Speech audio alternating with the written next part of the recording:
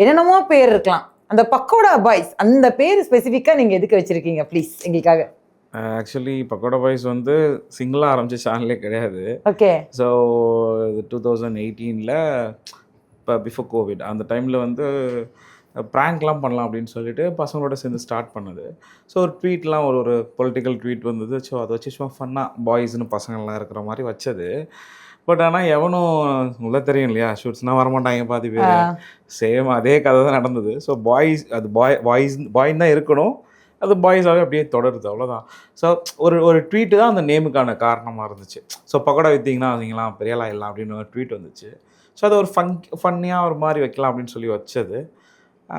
Maybe உங்களுக்கு politics தெரிஞ்சதுன்னா அதோட டீப் சொல்லும்போதே அது எந்த வருஷம் எலெக்ஷனை யாரு பேசினாங்க அப்படிங்கிறதெல்லாம் வந்து மைண்டுக்குள்ள போயிடுச்சு. அதை ஃபன்னியாக தான் பண்ணோம். But we get a good response from the people.